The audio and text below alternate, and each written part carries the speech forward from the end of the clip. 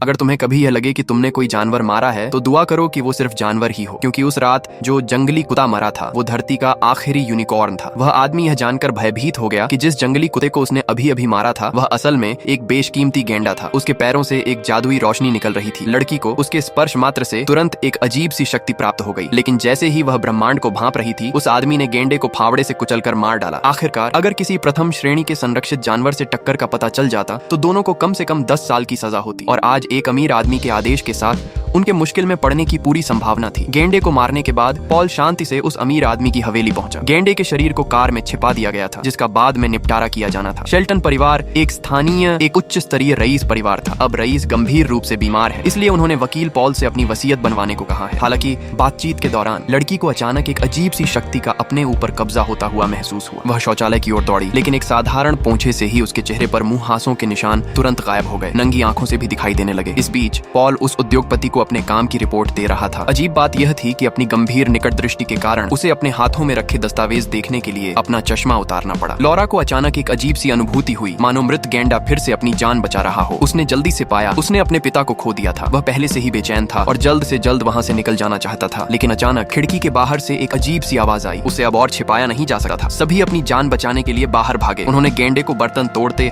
और कार की खिड़की से टकराते देखा। जब सभी समझ नहीं पा रहे थे कि क्या करें, लॉरा ने बताया कि गेंडे का खून उसके चेहरे पर लगने के बाद मुहासों के निशान गायब हो गए और उसे बिल्कुल भी तकलीफ नहीं हुई। पॉल को भी एहसास हुआ कि शायद यही वजह थी कि उसकी आंखों की रोशनी वापस आ गई थी। अमीर आदमी ने मन ही मन आह भरी। शेफ ने पुलिस को बुलाने का सुझाव दिया, लेकिन उसने तुरंत बीच में ही टोकते हुए कहा, मैं नहीं चाहता कि कोई और आए। लोग अपनी ही जमीन पर खिलवाड़ कर रहे हैं। जो हो रहा है वह बस एक संयोग है। इसे इतना जटिल बनाने की जरूरत नहीं है। दरअसल उस अमीर आदमी के दिमाग में पहले से ही एक योजना थी। रात होते ही लॉरा ने यूनिकॉर्न के बारे में जानकारी ढूंढने के लिए अपना कंप्यूटर चालू किया। उसे यूनिकॉर्न के बारे में 7 पोस्टर मिले, जिन सभी में चेतावनियां थी। शिकारियों ने यूनिकॉर्न का शिकार करने की योजना बनाई थी, लेकिन बदले में उन्हें यूनिकॉर्न से बेरहमी से बदला लेना पड़ा। यह देखकर लॉरा ने तुरंत अपना कंप्यूटर बंद कर दिया। खिड़की के बाहर रात के आसमान में एक बड़ी डरावनी फ्लोरोसेंट रोशनी दिखाई दी। उस रात लॉरा को एक बुरा सपना आया। उसके सपने में 2 यूनिकॉर्न जंगल में बेतहाशा दौड़ रहे थे, मानो उसकी ओर दौड़ रहे हों। जब लॉरा चौंक कर उठी तो सुरक्षात्मक गियर पहने 2 अजनबी पहले से ही कमरे में खड़े थे। पता चला कि उस रईस ने जल्दी से अपनी मेडिकल टीम बुला ली थी। रईस के अनुरोध पर मेडिकल टीम ने मरीज के शरीर की जबरदस्ती जांच की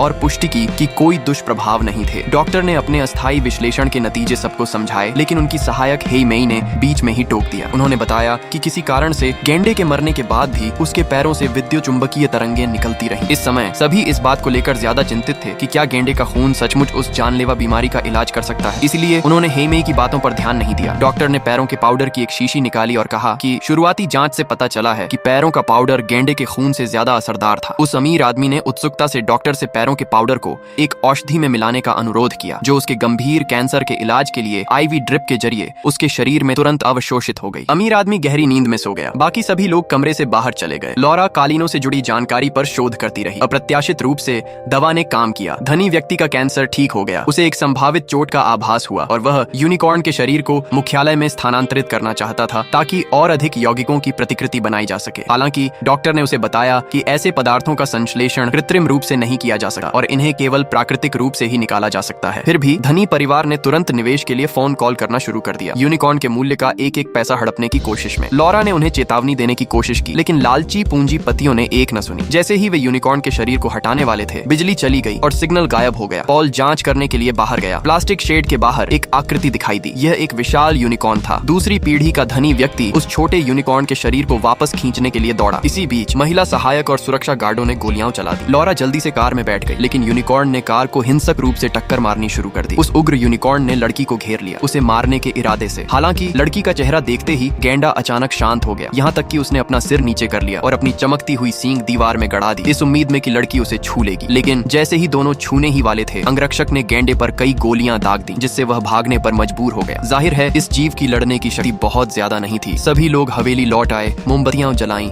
और अपने अगले कदम पर विचार करने लगे। वे उत्सुक थे कि गेंडे ने लॉरा पर हमला क्यों नहीं किया। लॉरा ने बताया कि उसने पहले भी गेंडे के पैर को छुआ था और ऐसा लग रहा था कि उसके और गेंडे के बीच कोई झगड़ा हुआ था, एक खास रिश्ता बन गया था, इसलिए वह उनकी भाषा समझ सका था। गेंडे की माँ अपने बच्चे को वापस लेने यहाँ आई थी, इसलिए गेंडे के शरीर को हिलाते हुए वैज्ञानिकों पर हमला हुआ। ये सुनकर अमीर आदमी न केवल गेंडे को उसकी माँ को लौटाने का इरादा नहीं रखता था, बल्कि गेंडे की माँ पहले से ही घायल थी। वे उसे पकड़ने का मौका ढूंढना चाहते थे। रात में शिकार शुरू होगा। लॉरा नहीं चाहती थी कि उसके पिता उनके साथ जाए। पॉल जानता था कि ये लोग अच्छे लोग नहीं हैं, लेकिन वे पहले से ही ऑफलाइन एक ही नाव में सवार थे। उसके लिए जहाज छोड़ने का कोई कारण नहीं था। जागीर में केवल एक व्यक्ति बचा था। दूसरी पीढ़ी का धनी व्यक्ति हेई मेई और लॉरा वहाँ थे। दूसरी पीढ़ी के धनी व्यक्ति ने अपनी पैंट में गेंडा पाउडर की एक ट्यूब ठूंसी, फिर अध्ययन कक्ष में जाकर उसे सूंघा। लॉरा को अचानक वह किंवदंती याद आ गई कि गेंडा पुनर्जीवित हो सकते हैं। इसके अलावा उसने हेई मेई और दूसरी पीढ़ी के धनी व्यक्ति के बीच की बातचीत सुन ली थी और उसे एहसास हुआ कि गेंडा खुद को ठीक कर सकता है। वह जल्दी से बटलर को ढूंढने गया और पूछा कि जो लोग चले गए थे उनसे कैसे संपर्क किया जाए। हालांकि तब तक शिकार दल ने जंगल में गेंडा को खोज लिया था। उसके चमकते पैर ने उसकी स्थिति का पता दे दिया था। धनी व्यक्ति सावधानी से पास गया, नीचे उकड़ू बैठा और सींग को छूने की कोशिश की, लेकिन उन्होंने ध्यान नहीं दिया। उनके पीछे एक बड़ा गेंडा दिखाई दिया। सुरक्षा कप्तान को तुरंत काट लिया गया और वह धुंध में गायब हो गया। घने अंधेरे में छिपे दो इक्सिंगों ने उन पर हमला कर दिया जब वे ध्यान नहीं दे रहे थे। अंत में केवल पॉल और धनी व्यक्ति ही बच निकले। इक्सिंगे अभी भी उनका पीछा कर रहे थे। इस बीच काली लड़की ने योजनानुसार छोटे इक्सिंगे का पैर काट दिया। दो इक्सिंगों, एक धनुष से और दूसरे क्रॉसबो से, ने धनी व्यक्ति पर आगे और पीछे से हमला किया। वह उसे शांत करता रहा। शायद उसका शांत करना प्रभावी था। हमलावर इक्सिंगे ने धीरे से अपना सिर नीचे कर लिया। धनी व्यक्ति ने आगे बढ़कर सींग को छूने की कोशिश की। जैसे ही उनके हाथ छूने वाले थे, इक्सिंगे ने अचानक आगे बढ़कर उसका सिर छेद दिया। बाकी बचे लोग तुरंत हवेली में छिप गए और दरवाजा बंद कर लिया। आखिरकार उसके परिवार में किसी ने आंसू नहीं बहाए। उनके मोबाइल फोन का सिग्नल रुक रुक कर आ रहा था और पुलिस को बुलाने की उनकी कोशिशें बेकार गईं। इसी बीच उन्हें एक समस्या का सामना करना पड़ा। घर की बिजली गुल थी, लेकिन सामने का दरवाजा बिजली से चल रहा था। यूनिकॉर्न के बच्चे को बाहर निकालना कोई समस्या नहीं थी, लेकिन उन्हें गाड़ी चलाकर भागने से पहले गेट को हाथ से खोलना होगा। सवाल यह था कि जाने के लिए सही व्यक्ति कौन है। यह तय किया गया कि अब रसोइये को अपना काम करने दिया जाए। ऐसी स्थिति में कोई भी अपनी जान जोखिम में नहीं डालना चाहता था। हालांकि वह गंजा आदमी सिर्फ एक रसोइया था। वह भी एक ऐसी महिला की मौजूदगी से चिंतित था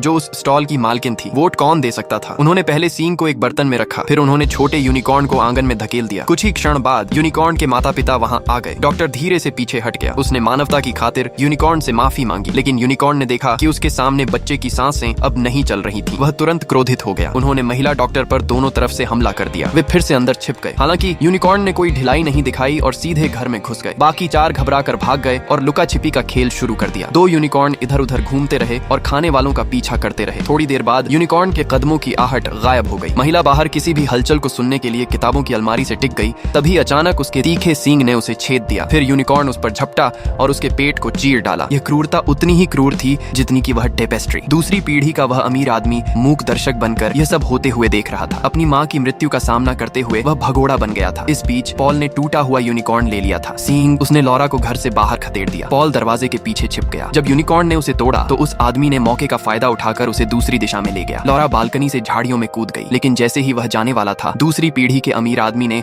अपना यौगिक धनुष उस पर तान दिया। लाचार लॉरा केवल चौंक में बैठ सकती थी। दूसरी पीढ़ी के अमीर आदमी ने अभी भी यूनिकॉर्न को पकड़ने की कोशिश नहीं छोड़ी थी। निश्चित रूप से कांच के दरवाजों के टूटने की आवाज के साथ काले रंग में लिपटा यूनिकॉर्न दहाड़ा और लॉरा की ओर बढ़ा। इस समय तक वह पहले से ही भयभीत था। ऐसा लग रहा था जैसे यूनिकॉर्न उसे एक पल में फाड़ देगा, लेकिन अजीब तरह से जब उसने फिर से अपनी आंखें खोली तो उसने यूनिकॉर्न को जमीन पर पड़ा पाया। यूनिकॉर्न सो गया। दूसरी पीढ़ी के अमीर लोगों ने जल्दी से रस्सियां निकाली और उसके चार पैर बांध दिए, लेकिन तभी पॉल ने अपने सींग का उपयोग करके एक और यूनिकॉर्न को यहाँ लाया। यह यूनिकॉर्न भी लॉरा के सामने लेटा था। दूसरी पीढ़ी के अमीर लोगों ने जल्दी से उसे बांध दिया। पॉल सोए हुए गेंडे अचानक जाग उठे। आखिरकार रस्सियां खोल दी गईं। दूसरी पीढ़ी का धनी व्यक्ति लड़खड़ाता हुआ खड़ा हुआ